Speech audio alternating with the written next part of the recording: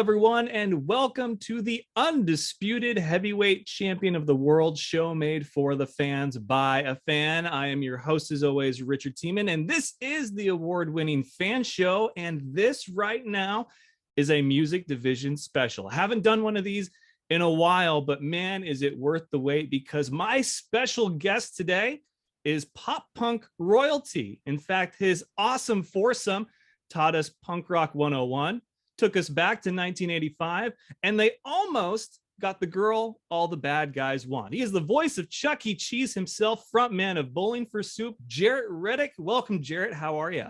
Hey, man, I'm doing great. Thanks for having me. Yeah, dude, this is a real treat, a lot of fun. I've talked to a few musicians, but none of them with quite the decorated album and hit history as Bowling for Soup. And then, of course, your side gig, Chuck E. Cheese. Yeah, we're definitely going to bring that up. But my first question to all of my first-time guests is, what's it like to be Jaret of Bowling for Soup? Man, I mean, it's pretty great. I have no complaints. You know, you get asked that question all the time, like, what advice would you give your younger self? I always say, stay the course. What would you change?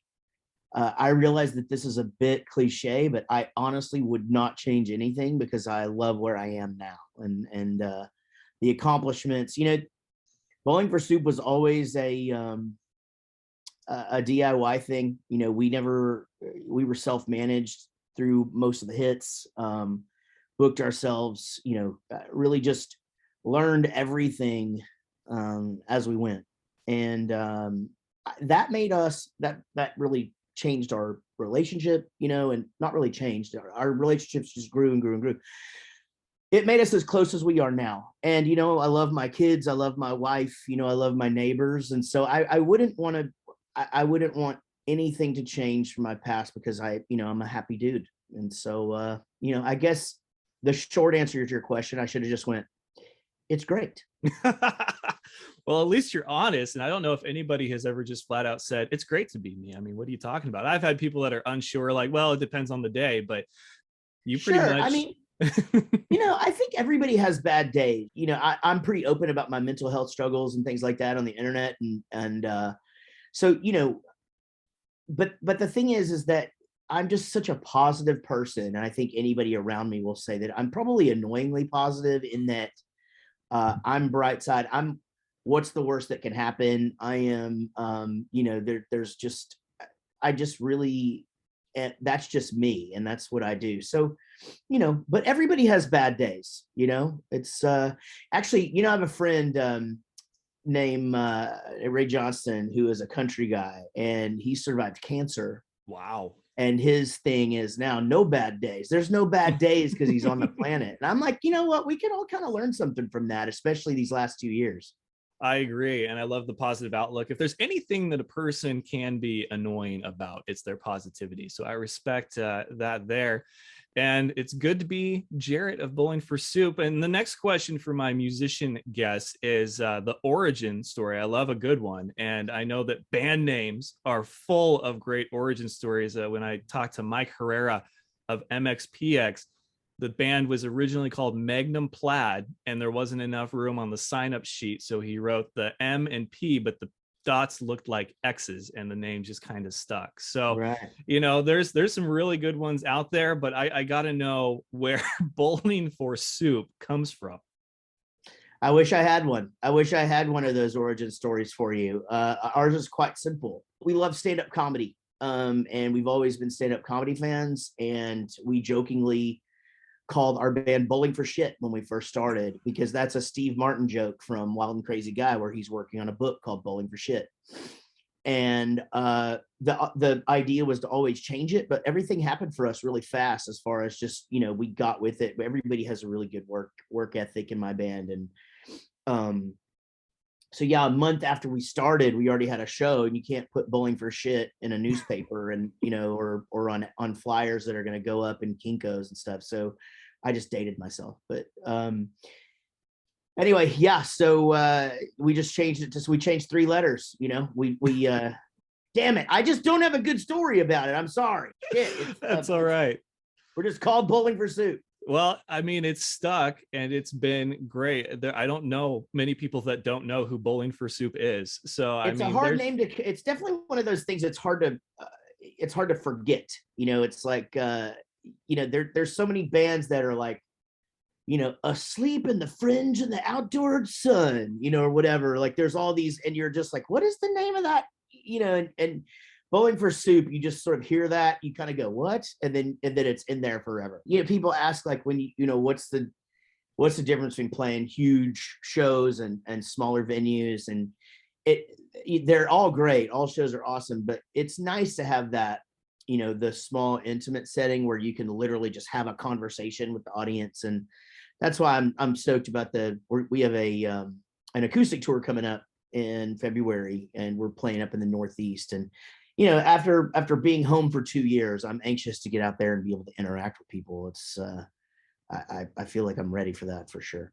Yeah, it's you and Rob, and Yep. you guys are doing the Northeast tour, which we'll touch back to here in a minute. But yeah, I love the banter that you guys have had. In fact, one of my favorite songs of yours, if I didn't get to all of them in the intro, is Ohio. And I think what sold it for me was just the way that you introduced it at that show. You said, this is a song about the great state of Texas. It's called Ohio. Right. Written and recorded by 4 guys in California.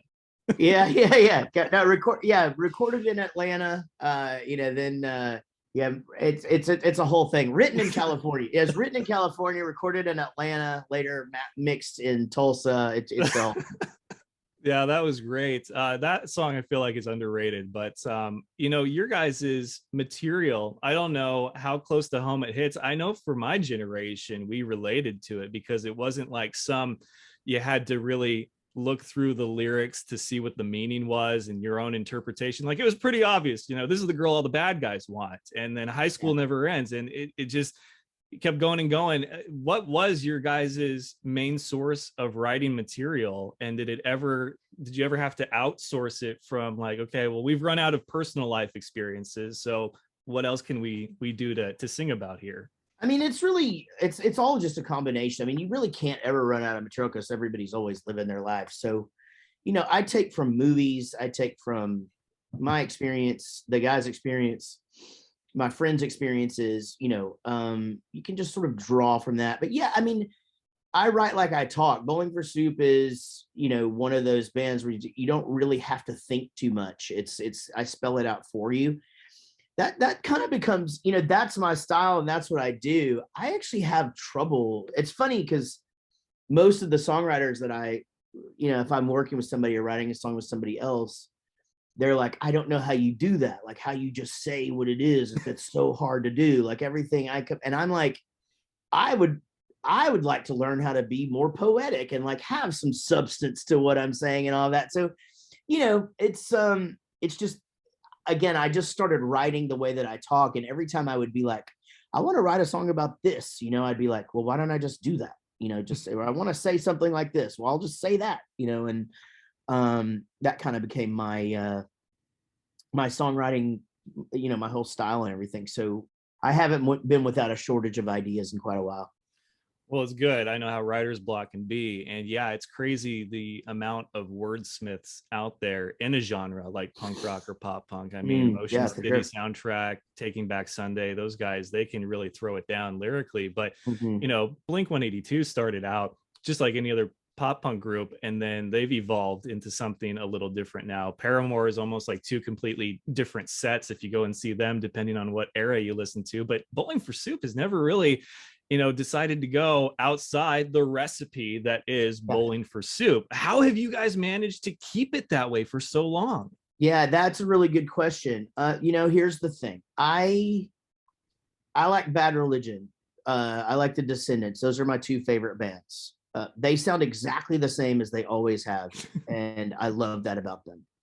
So that's one aspect of it. The other aspect of it is I think that there's bands that kind of start out one way and graduate into another area, and it makes sense. Like say Sum 41, for example. I mean, if you take their early stuff, there was a message there, but it was like delivered in more of a fun and less direct way. Whereas he, in his writing, has become like way more like, and but it works for them, and that translated. The last thing any Bowling for Soup fan wants is for me to start spouting out some sort of shit about like what you're supposed to believe or what you're supposed to, how you're supposed to vote or whatever. And again, there's a place for all of those bands. It's just not us. That's not, we're more of a release from all of that. We're like, if you need a good fart joke or a good relationship story that where the good guy wins or even the good girl wins, we're your band. So, I think, through like the late 2000s, we went through at least, starting to experiment a lot more with like putting keyboards and things in the songs and making them a lot like bigger and, a lot more direction and stuff. And that was super fun. But over the last, 10 years or so, we've just kind of brought it back to guitar, bass, and drums with a little ear candy. And that's just what we do. It's who we are, quite frankly. And a large part of it too is being able to go out and play the songs and sound exactly like the CD when we play the CD. What is that?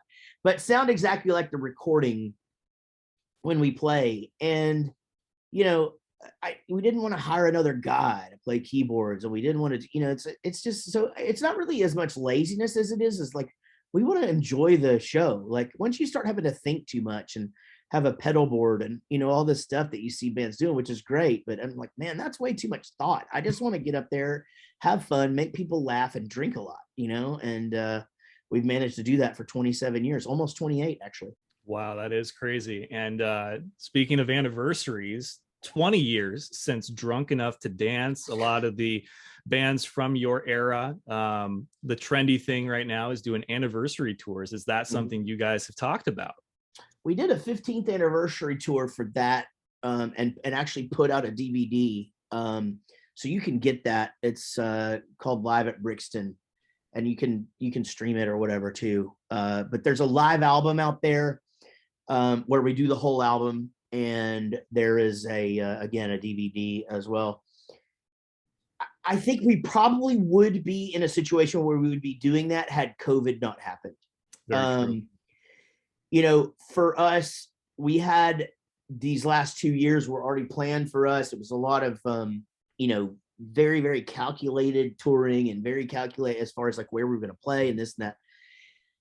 So having that all taken away from us, it's like I don't really want to go and just focus on. I want to play all of the shit, and all of the songs and all of the hits, and that one's got a few on it, but there's a bunch more, and then that we're going to be we have a new record coming out April 24th, and though we're not one of those bands that comes out and just crams a bunch of new stuff down your throat, one or two of them would be fun to play, so I think that's going to be the plan for now. The big one really is Hangover You Don't Deserve, which is the big record, and that'll be in a couple of years. I think that one will definitely require at least if we don't do a tour, some sort of acknowledgement on the 20-year anniversary of that. So we'll just we'll see how that goes.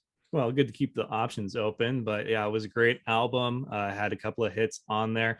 You are heavily involved in the Pop Punk Kids group on Facebook. In fact, that's how this interaction, long story short, came about.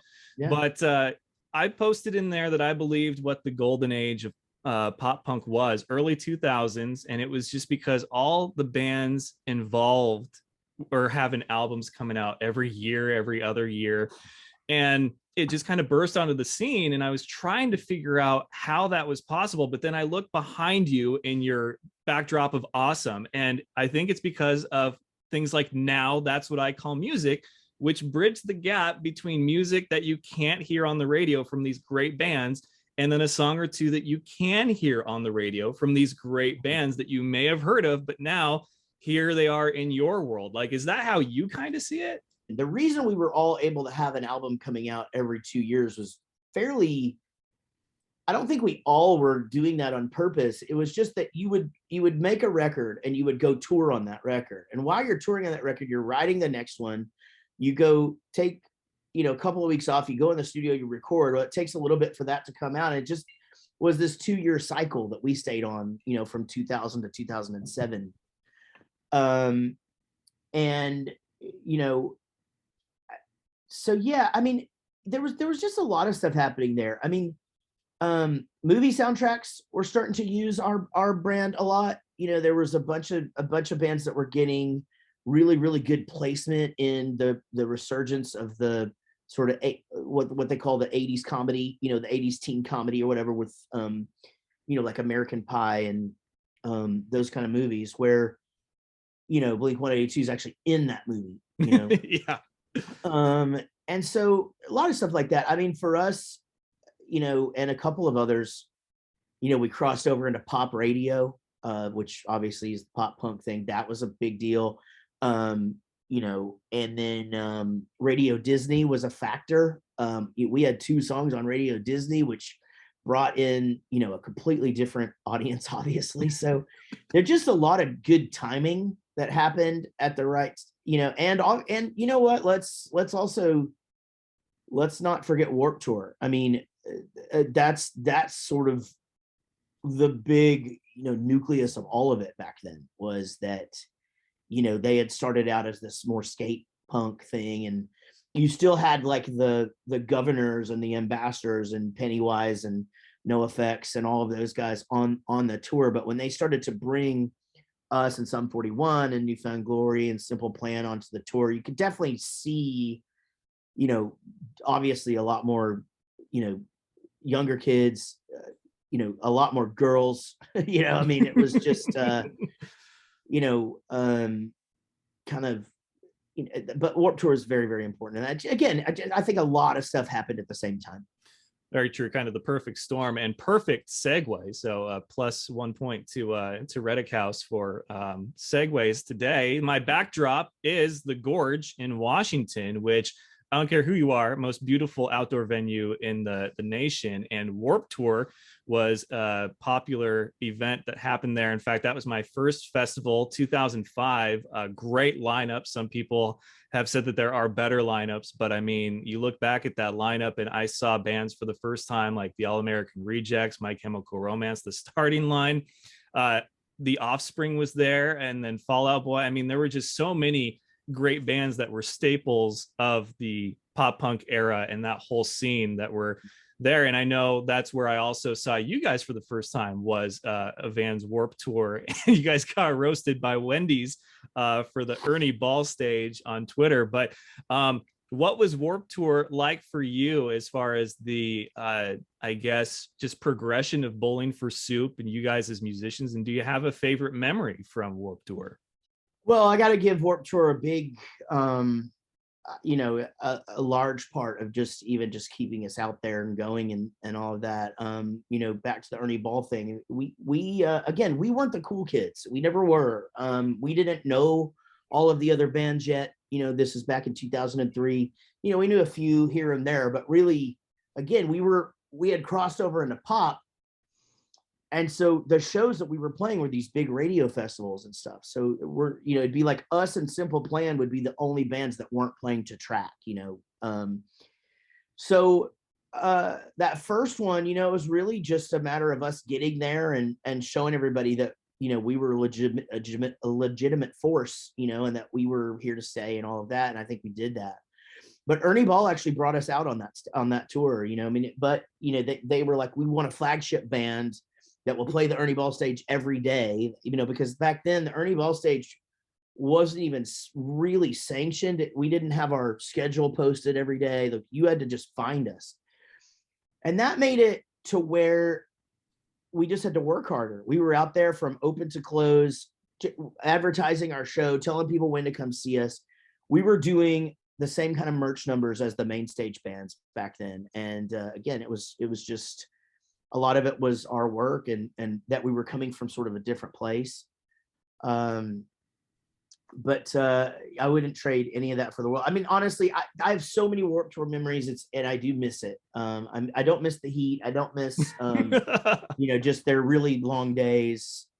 But I miss the camaraderie. To us, it was like summer camp every year. You know, we got to see our friends, and then, you know, you with that ending, you know, there's some friends that we, you know, won't ever see again, you know, like just whatever, just random bands or random crew guys or whatever that you don't think to go, hey, you know, like we need to get together or whatever, because you just assume you're going to. Yeah. But the gorge is such a funny one because it's on this crazy hill, and where the buses are parked are like way up at the top. And to get down to go to where catering was, it was like literally going on a full hike. And then the walk back was terrible. And so those first couple of years on Warped Tour were what, you know, some where we would you'd have to do it, you know, but it's like, man, this sucks, you know, and now we've got to go play a show and all this, you know. So we started kind of preparing our own food after those first few years. But so many great memories, you know, on Warped. I would do it again in a heartbeat. My crew would probably quit, but you know, I'm ready to go. Yeah, Warped Tour was great. I didn't realize how spoiled we were in Washington with a place like the Gorge, but the more I talk to bands, they're just like, no, you don't get it, man. Like a lot of these happen in parking lots, and Yeah, it's totally. like 100%. Texas in July, but even with how hot it is, it's not humid here, and this is just a gorgeous venue. Like you count down the days until you're at the Gorge. 100%. Yeah.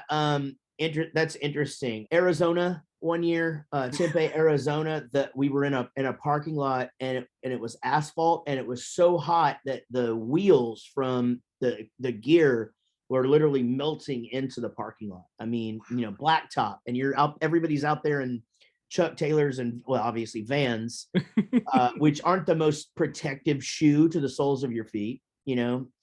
It's super hard because it's like you have Texas, you have Arizona, but then you have the humidity of Florida, and I don't really know how to tell you what's worse. Yeah, there are a lot of stops in all of those states. Only one in Washington, and that was the Gorge. So we were very thankful to have that. But you guys, yeah, you were staples of that soundtrack to my growing up in my teens, and that was a lot of fun. But my guitar player from my the last band I was in years ago, when I announced that I was going to be interviewing you, he's like, hey, so this was before your time with the band, and I know that's going to suck, but ask him if he remembers the guys from Not For Now sharing a tent and making Guitar Center runs for him during Warped Tour. I do remember that.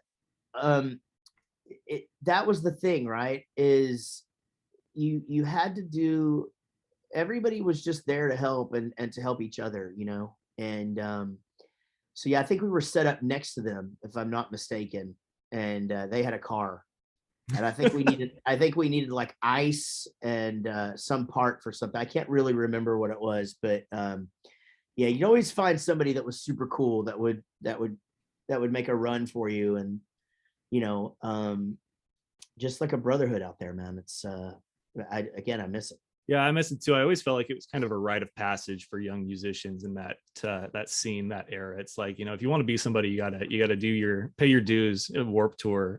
There was just so many bands that had a really good following after an event or a festival like that. So pivoting now to life after Warped Tour and even side projects, you are Chuck E. Cheese. And how did that come about? And how much do you love being Mr. Cheese? Well, I'll tell you, first of all, I love it. It's, you know, one of my favorite jobs. I've got 12 jobs. It is one of my favorites. It's very nostalgic for me. You know, we had a showbiz where I lived, but where my grandmother lived, I had a Chuck E. Cheese. So I had the best of both worlds. I had both.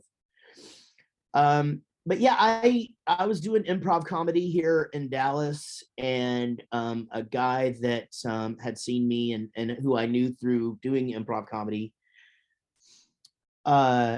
worked for an advertising agency got the gig for Chuck E. Cheese. And I didn't even really know that any of this was going on, but you know, I had been on Phineas and Ferb for a few years at that time, and doing the theme song to Phineas, and then playing a character on there. And then, you know, this guy just knew that I could do things with my voice and that I could sing. And so they were trying to make Chucky a rock star. And So they pitched me by just making a reel of just stuff that I'd done and me talking in interviews and they worked and made something out of my personality and pitched me. So when I was invited in to come in and record, I went in for my audition and I read and I did all the stuff and we worked on the voice. I didn't have him down yet. It took me like a solid year to like really hone in on what Chucky was going to sound like and what his laugh was like and all of this. But now I do everything in one take. But those days, 10 years ago, I'm still working on it. Anyway, we worked through this thing. It took like a half a day to get all this stuff done. And so I'm like, all right, we'll see you guys later. Thank you for the opportunity. And they're like, yeah, well, we'll see you in a few months. We'll have to record this other thing and, yada, yada. And my manager called me, he goes, how'd the audition go? And I said, well, I don't think I auditioned. I think I just recorded like the first stuff I'm supposed to be doing, and I didn't have a contract or anything yet. And so it was really, really cool. It was very, very, I mean, a lot of things, you go back to the first of the interview, it's good to be me, the Phineas and Ferb was the same way. I mean, they came to me, Chuck E. Cheese came to me. So, I think it's just proof that it just goes to show you of just like people are watching and, get out there and do the best you can and be a good guy and someone that people would want to work with or whatever. And that's paid off for me. So I, like I said, I think I've been Chucky about 10 years and, super excited about things that we've got coming up. It was fun during the pandemic. Actually, I got to do weekly live streams as the mouse and, we have a lot of fun with it. That's awesome, man. My wife, when we first got together, she was taken back by the fact I had never had a Chuck E. Cheese birthday party. And so here I am, like a 27-year-old, and she's like, we're going to have a Chuck E. Cheese birthday party for you. And of course, you were the voice of Chucky then. So that was a lot of fun. I got one of those pinatas and like the whole shebang, the inflatable crown. So there's photos from there. People always freak out. It's so funny because I don't really know anything about the business itself. I have no insight into anything. I'm literally the voice of Chuck E. Cheese and they tell me what to say and I say it and that's kind of it. All right. So a couple more questions here as we wrap up a great conversation with Jaret Reddick of Bowling for Soup and Chuck E. Cheese. Her Steelers fan. As a Texan, it sounds blasphemous. I'm a 49ers fan, but I don't come from a state with deep football roots. So how's that working out? Yeah, I mean, well, first of all, you got to remember that Texas is a really big country. We're a melting pot. So though the majority of people are Cowboys fans, you run into people who are all kinds of different fans. I am born and raised here, but my father is from Pittsburgh, Pennsylvania. Grew up, born and raised there, and that's where his family obviously still was when I was a kid. So I was born in the 70s. We won 4 Super Bowls, and every Christmas I got sent Steelers stuff from my family in Pittsburgh. So it's pretty easy to be a Steelers fan, So I was really big into it when I was young. And then once I found music, I really just wasn't into sports anymore. I still kind of paid attention to basketball but not really much. I mean, everything was just all music. And so as I started to get, more established into what I was doing and I came back into, just starting to care about sports, I went back to my first love and my favorite player ever, Jack Lambert, and I love it. I love my Steelers. I have a Steelers guitar. I wear Steelers stuff all the time, and I go to a game every year at Heinz Field. So I'm dedicated. Live and breathe that shit. That's awesome, man. I love it when people can enjoy things outside of what they're known for. And yeah, I'm a huge Niners fan. So we play the Cowboys. You guys have the Chiefs. Should be a really fun wild card weekend. So good luck to Big Ben and your Steelers there. Last question. I've been asked this before, but of course, my studio is not set up. And even if it was, yours would probably trump it. So in this frame, or maybe if there's one just outside of it, what's your favorite thing hanging up on the wall behind you? It's pretty tough. I mean, I've got right here is the gold record for Hangover You Don't Deserve. And there's the gold record for Girl the Bad Guys Want. But over here is the double platinum for 1985, which is cool. I mean, there's a bunch of them that are up there that really, I guess My favorite is this one, Grammy nominated, right there. Grammy nominees album that went gold. It's hard. It's hard to pick. I got a bunch of them, man. Just giving Jared a chance to flex here while he's on. Yeah, I'm just flexing. And this is my new favorite thing, though. My Milo Descendants. And here he is as a bobblehead. My favorite band, The Descendants. Who's a band you guys want to tour with? Since obviously you kind of have maybe your pick, being an established group like Bowling for Soup. You'd be surprised. I mean, it's not that easy because economics are a huge part of it. But also we tour differently. We get offered things now where you go out, hey, you want to go out for 3 months, and we just don't do that. I mean, I've got kids, Gary's got kids, Rob's gonna have a kid in March. I'm about to be 50, Chris is in his 50s, Gary's not far behind. So we really only go out for much like my Carrera. Actually, we have kind of the same sort of system. We will go out for 10 days, 2 weeks, then we want to come home. So and we've kind of always been like that.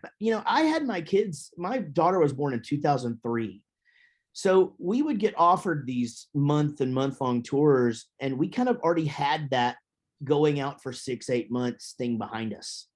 We just had already done it. So it's hard. It's really hard to turn down Green Day in Europe. It's hard to turn down Sum 41 in Canada.